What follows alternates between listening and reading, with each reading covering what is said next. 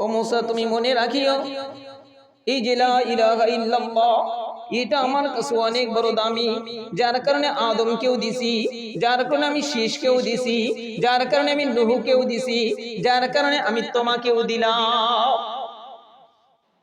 লা ইলাহা ইল্লাল্লাহ কত দামি, কত দামি। ওই হাদিসের শেষ অংশের ভিতরে আল্লাহ রাসূল সাল্লাল্লাহু আলাইহি ওয়াসাল্লাম ফরমান যে মুসাকে বলে, ও মুসা তুমি জানো নি লা ইলাহা ইল্লাল্লাহ কত দামি, কত দামি। লাউ আন্না সামাওয়াতি সাবআ ওয়া আমিরুহুন্না গায়রি ওয়াল আরদিনা সাবআ গুজিয়াত ফি কাফাতিন লা ইলাহা ইল্লাল্লাহ।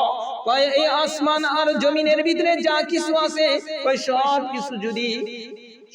কিছু যদি মিজানে, সব কিছু যদি একটা পাল্লায় দেওয়া হয় আর একটা পাল্লায় যদি লা ইলাহা ইল্লাল্লাহ দেওয়া হয়, তাহলে লা ইলাহা ইল্লাল্লাহর পাল্লা ভারী হয়ে যাবে। আসসালামু আলাইকুম ওয়া রাহমাতুল্লাহি ওয়া বারাকাতুহু। আলহামদুলিল্লাহি ওয়া কাফা ওয়া সালামুন আলা ইবাদিহিল্লাযীনা ইসতাফা। أما بعد فأعوذ بالله من الشيطان الرجيم. بسم الله الرحمن الرحيم.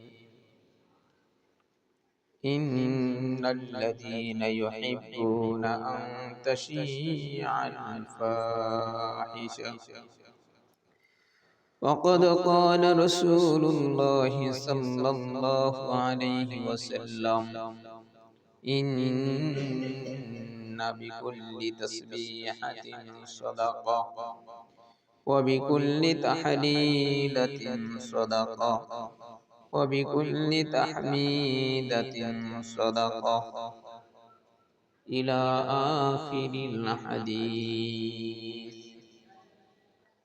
صدق الله مولانا العظيم وصدق رسوله النبي الكريم ونحن على ذلك لمن الشاهدين والشاكرين والحمد لله رب العالمين.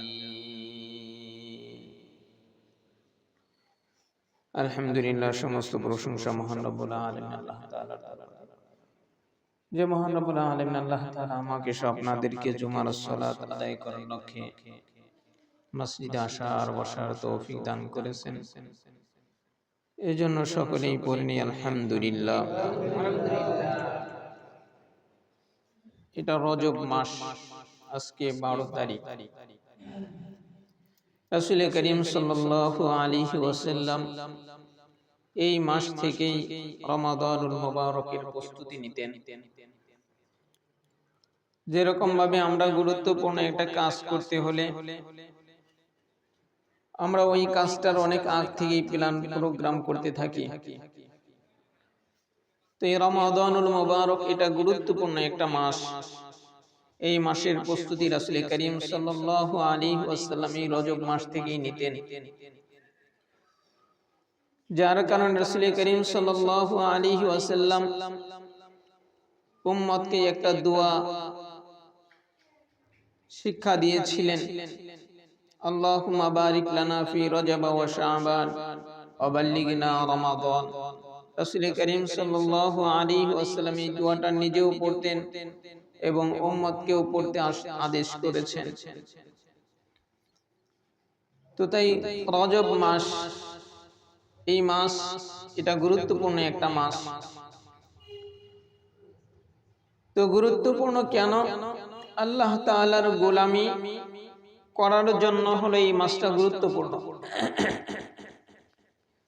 আর গোলামির মূল কেন্দ্রবিন্দু হলো যে তার আত্মা। গোলামির মূল কেন্দ্রবিন্দু অর্থাৎ ইবাদতের মূল মগজই হলো তার আত্মা। একজন ইবাদত করতেছে কিন্তু তার আত্মা ইবাদতের ভিতরে নাই, তার দিল দিমাগ ইবাদতের ভিতরে নাই, তাহলে ওই ইবাদত আল্লাহ তাআলার কাছে কবুল হবে না।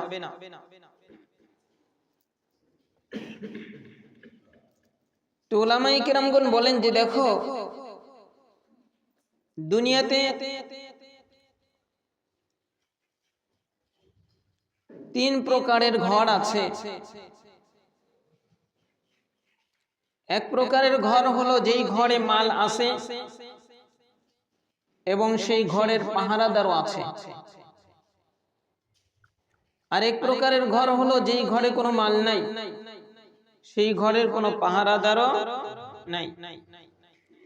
আরেক প্রকারের ঘর হলো যে মাল আছে কিন্তু পাহারাদার নাই। এই তিন প্রকারের ঘরে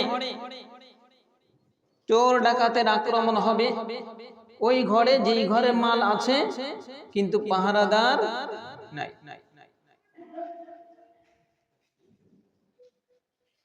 অনুরূপ ভাবে এই আমার যে আত্মা, এটা একটা ঘর, সেই ঘরের মাল হলো ঈমান আমল।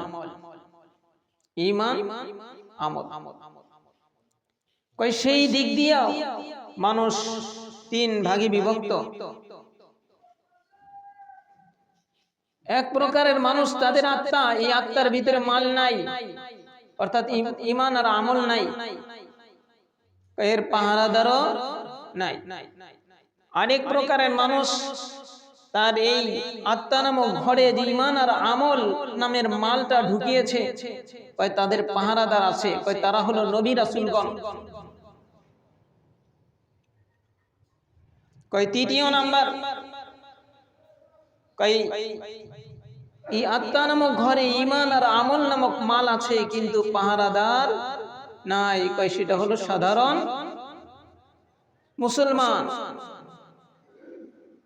তাই উলামায়ে কেরামগণ বলেন, তাই তুমি এই ঘরের ভিতরে যে ঈমান আর আমলকে তুমি আবদ্ধ রেখেছ, তুমি যদি এখানে পাহারাদার যদি না বসাও তাহলে তোমার এই মালগুলো চুরি হয়ে যাবে। তুমি সেটা বুঝবাও না, কারণ দুনিয়ার মাল, দুনিয়ার ঘরে যে মালটা রাখা হয় সেই মাল দেখা যায়, চুরি হইলেও দেখা যায়, কিন্তু এই আত্মার নামক ঘরে যে ঈমান আর আমল নামের যে মালটা তুমি ঢুকিয়েছো সেটা দেখা যায় না।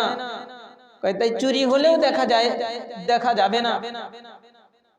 তাই এখানে কড়া পাহারাদারি করতে হবে।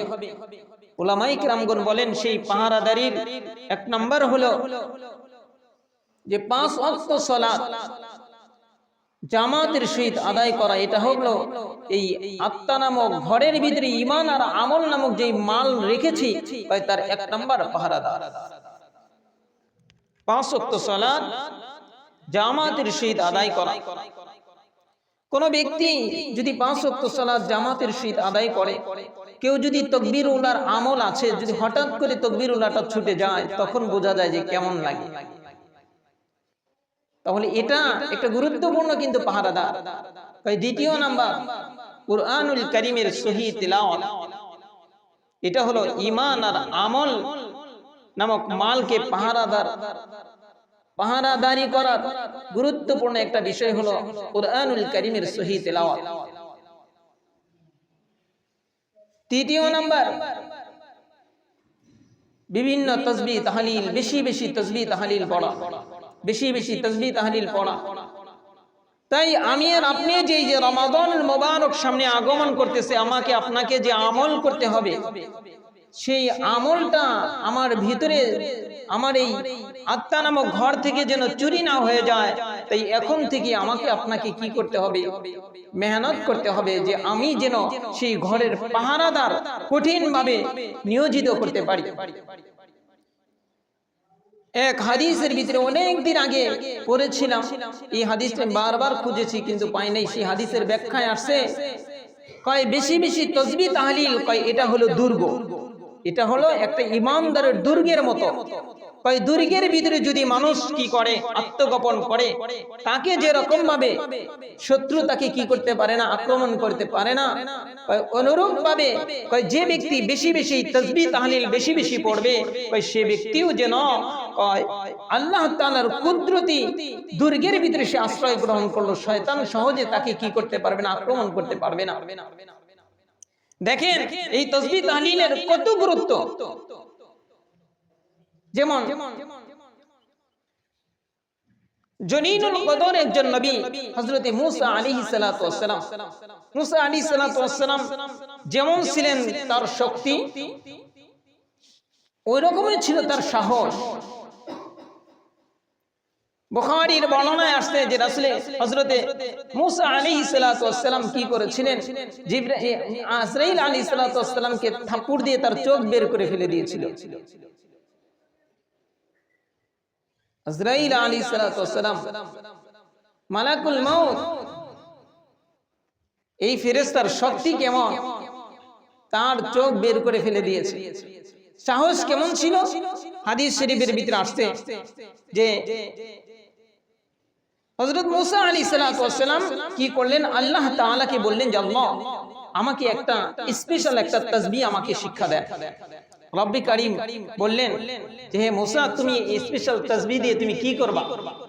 তখন মুসা আলাইহিস সালাতু ওয়াস সালাম বলেন আদউকা বিহা শাইআ আযকুরুকা বিহা শাইআ, আমাকে যে তাসবিহটা আপনি শিক্ষা দিবেন ওই তাসবিহের দ্বারা আমি কি করব, আপনাকে ডাকব, আপনার কাছে দোয়া করব। দ্বিতীয় নাম্বার, ওই তাসবিহ দ্বারা আমি আপনার জিকির করব। রব্বে কারীম তখন বলেন বলো কুল, রব্বে কারীম বলেন হে মুসা তাহলে বলো লা ইলাহা ইল্লাল্লাহ, লা ইলাহা ইল্লাল্লাহ বলো। মুসা আলাইহিস সালাতু ওয়াস সালাম বলতেছে যে রব্বে কারীম আমি তো চাইছিলাম স্পেশাল আপনি আমাকে একটা কিছু দিবেন, কিন্তু এটা তো আপনি সবাইকে দিবেন। আদম আলাইহিস সালাতু ওয়াস সালাম থেকে নিয়ে আমি পর্যন্ত সবাইকে তো এটা দিয়ে দিবেন, এটা সবাইকে দিবেন, কিন্তু আমি চাইলাম আমাকে স্পেশাল একটা কিছু দেন। রব্বে কারীম তখন মুসা আলাইহিস সালাতু ওয়াস সালামকে বলে ও মুসা, বুঝছি মানুষ ওই জিনিসটাকে কি করে আম করে দেয় যেই জিনিসের মূল্য কম, যেই জিনিসের মূল্য কম ওই জিনিস কি করে আম করে দেয়। যে আরদুস চাচাদের বাড়িতে তাই আমি বলেছিলাম যে এই যে মূলা এক সময় 4টা মূলা 40-50 টাকা দিয়ে কেনা লাগছে, আর এখন 4 মূলা 5 টাকা। তো যখন এরকম হয়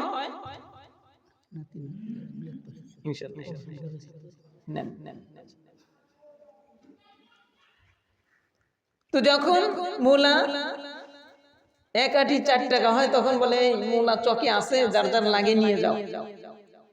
অর্থাৎ মানুষের স্বভাব হলো যেটা যত দামি ওই জিনিস সহজে মানুষকে দেয় না, কিন্তু যেটা সস্তা ওইটাই মানুষকে দিয়ে দেয়। তখন মুসা আলাইহিস সালাতু ওয়াস সালামকে বলে যে মুসা, মানুষের স্বভাব একটা, কিন্তু আমি রব, আমার স্বভাব হলো ভিন্ন। তুমি দেখো মানুষের জীবন পরিচালনা করার জন্য খাবারের প্রয়োজন, যেই খাবার ছাড়া মানুষ 20-21 দিনের বেশি বাঁচে না চিকিৎসা বিজ্ঞানীর মতে। মানুষের পানির প্রয়োজন, যেই পানি ছাড়া চিকিৎসা বিজ্ঞানীর মতে 3 দিনের বেশি বাঁচে না। মানুষের ঘুমের প্রয়োজন, যেই ঘুম ছাড়া চিকিৎসা বিজ্ঞানীদের মতে 8 থেকে 10 দিনের বেশি বাঁচে না। মানুষের শ্বাস প্রশ্বাস অক্সিজেনের প্রয়োজন, কয় যেটা ছাড়া 3 মিনিটের বেশি বাঁচে না। কয় দেখো আমি সেগুলাকে কি করে দিয়েছি, আম করে দিয়েছি। কয় যেটা যত গুরুত্বপূর্ণ, যেটা যত গুরুত্বপূর্ণ খাবার, এটা 20-21 দিন, কিন্তু তারপরেও সেটার জন্য কত মেহনত করা লাগে। পানি, সেটার জন্য দেখো কত মেহনত করা লাগে। ঘুম, এই ঘুমের জন্য ঘর বানাইতে হয়, বিছানা পাততে হয়, কত কিছুর প্রয়োজন হয়। কিন্তু দেখো অক্সিজেন, যেটা ছাড়া 3 মিনিটের বেশি বাঁচবে না, সেটা আমি একেবারেই আম করে দিয়েছি, সেটার জন্য তোমাদের কিছুই করা লাগে। তাই মুসা মনে রাখিও, বান্দার স্বভাব হলো যেটা যত দামি ওইটা কি করে না, আম করে না, যেটা সস্তা ওইটা মানুষকে দিয়ে দেয়। কিন্তু আমি রব, আমার স্বভাব হলো যেটা যত দামি ওইটা আমি তত আম করে দিই। ও মুসা তুমি মনে রাখিও, এই যে লা ইলাহা ইল্লাল্লাহ এটা আমার কাছে অনেক বড় দামি, যার কারণে আদমকেও দিছি, যার কারণে আমি শীষকেও দিছি, যার কারণে আমি নূহকেও দিছি, যার কারণে আমি তোমাকেও দিলাম। লা ইলাহা ইল্লাল্লাহ কত দামি ওই হাদিসের শেষ অংশের ভিতরে আল্লাহ রাসূল সাল্লাল্লাহু আলাইহি ওয়াসাল্লাম ফরমান যে মুসাকে বলে ও মুসা তুমি জানো নি লা ইলাহা ইল্লাল্লাহ কত দামি লাউ আন্না সামাওয়াতি সাবআ ওয়া আমিরুহুন্না গায়রি ওয়াল আরদিনা সাবআ গুজিআত ফি কাফফাতিন লা ইলাহা ইল্লাল্লাহ কয় এই আসমান আর জমিনের ভিতরে যা কিছু আছে কয় সব কিছু যদি মিজানে সব কিছু যদি একটা পাল্লায় দেওয়া হয় আর একটা পাল্লায় যদি লা ইলাহা ইল্লাল্লাহ দেওয়া হয় তাহলে লা ইলাহা ইল্লাল্লাহর পাল্লা ভারী হয়ে যাবে। তাফসীরে রুহুল বয়ানের ভিতরে আছে যে আল্লাহ তাআলা কত মাখলুকাত তৈরি করেছে তার একটা সাধারণ সংক্ষিপ্ত আকারে তাফসীরে রুহুল বয়ানের ভিতরে আছে কয় আল্লাহ তাআলা যত মানুষ বানাইছে কয় তার চেয়ে 10 গুণ বেশি হলো জিন জাতি, কয় তার চেয়ে 10 গুণ বেশি হলো এই দুনিয়ার ভিতরে যত জীব জানোয়ার বানাইছে কয় তার চেয়েও 10 গুণ বেশি হলো আল্লাহ তাআলা পানির ভিতরে যত জিনিস বানাইছে কয় তার চেয়েও 10 গুণ বেশি হলো প্রথম আসমানের ফেরেশতা, কয় তার চেয়েও 10 গুণ বেশি হলো দ্বিতীয় আসমানের ফেরেশতা, কয় তার চেয়েও 10 গুণ বেশি এরকম করতে করতে সিদরাতুল মুনতাহায় যে বড়ই গাছটা আছে কয় ওই বড়ই গাছে যেই ফেরেশতাগুলো আল্লাহ তাআলা ঝুলায়া রেখে দিয়েছে কয় এর চেয়েও 10 গুণ বেশি আল্লাহ তাআলা সেই ফেরেশতাগুলো বানাইছে। শুধু তাই না হাদিস শরীফের ভিতরে আসছে আল্লাহ রাসূল সাল্লাল্লাহু আলাইহি ওয়াসাল্লাম যখন মিরাজে গেলেন একটা জায়গায় যাওয়ার পরে দেখে অগণিত ফেরেশতা লাইনে আসে। জিবরাইলকে বলে জিবরাইল এই ফেরেশতা কোত্থেকে আসে আর কোথায় যায়? জিবরাইল বলে আমি সৃষ্টি হওয়ার পর থেকেই এই ফেরেশতারা আসতে আসে আর যাইতে আসে, কোত্থেকে আসে কোথায় যায় আমি জিবরাইলও জানি না। এই অগণিত আল্লাহ তাআলার এই জিন এই আসমান জমিন সব যদি এক পাল্লায় দেওয়া হয় আর এক পাল্লায় লা ইলাহা ইল্লাল্লাহ এটাই কি হয়ে যাবে? ভারী হয়ে যাবে। সেই লা ইলাহা ইল্লাল্লাহ আল্লাহ তাআলা আমাকে আপনাকেও দিছে না?